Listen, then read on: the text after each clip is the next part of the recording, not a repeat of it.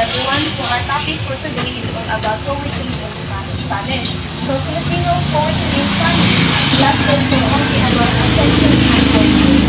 And in short, compared to the long period of Spanish colonial rule of the Philippines, which in Spanish colonial rule in the Philippines is about 330 years. But kung ang Filipino poetry in Spanish lasted only about a century and 40 days. So it is short because when Filipinos only had limited access to Spanish education.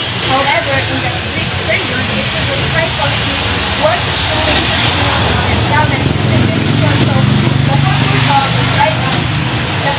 writing poetry in Spanish is Filipinos wrote poetry in Spanish to prove their intellectual equality and with Spaniards and later with Americans. With the sa pag-write sa mga Filipinos sa poetry sa language sa Spanish, it was an expression of cultural pride and national awakening. So for example, the kanilang mga works style or works style is nagkuhan siya message for the Filipinos to awaken their patriotism and nationalism.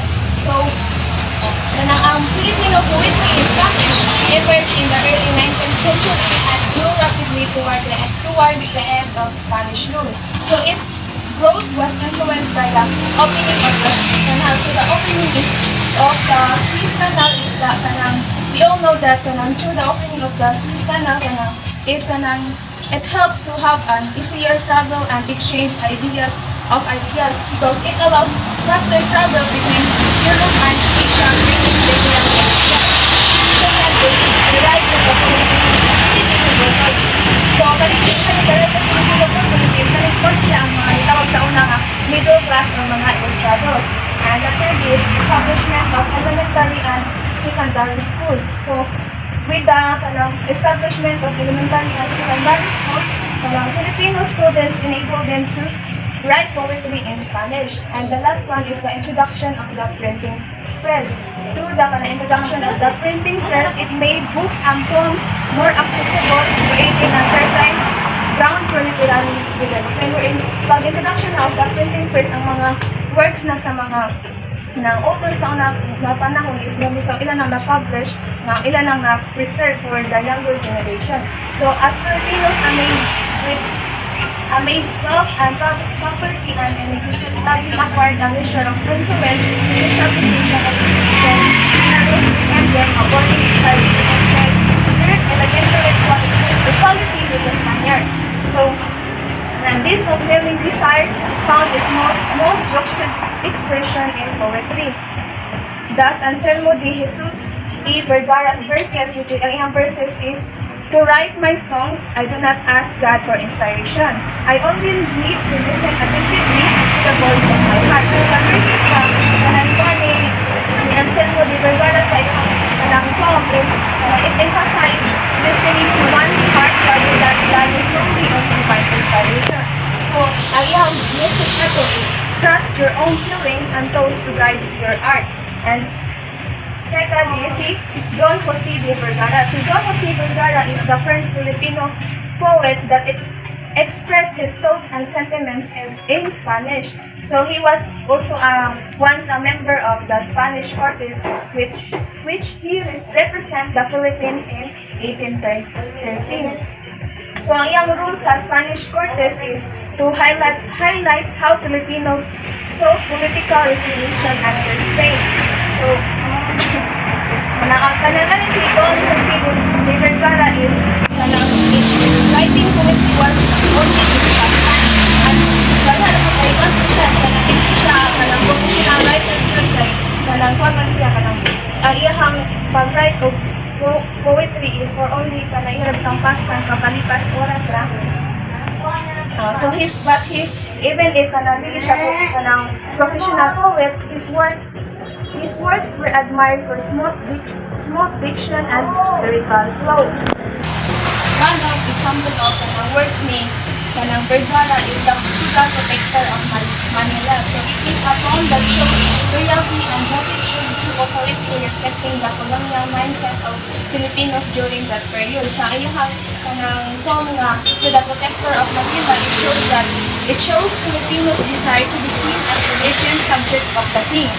It reflects the colonial mindset of seeking favor and protection from leaders. So, ang iyang picture of Manila reveals the colonial loyalty of Filipinos to Spanish authorities.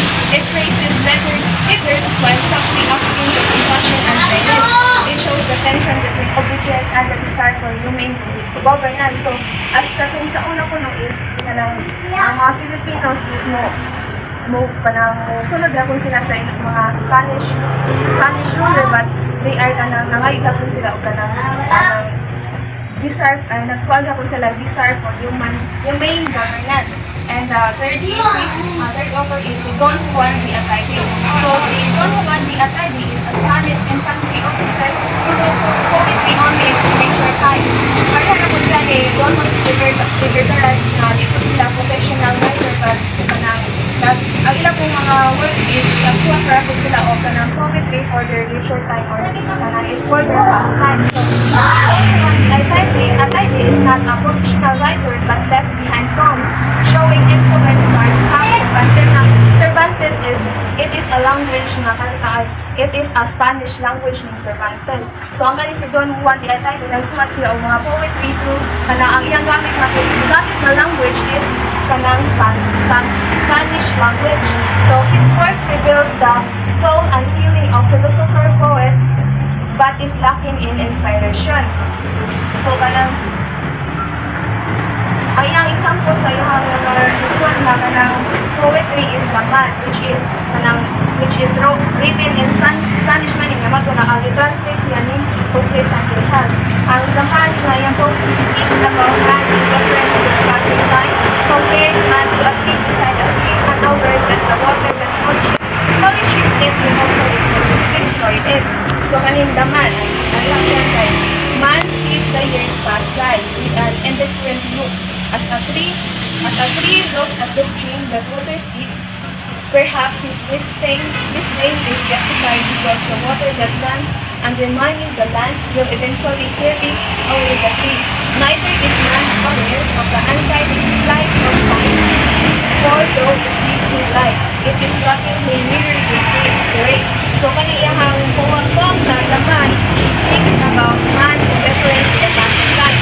So it encompasses man to tree beside a stream unaware that the water that nourishes it will destroy it. So ang iyang poem reflects on the inevitability of death.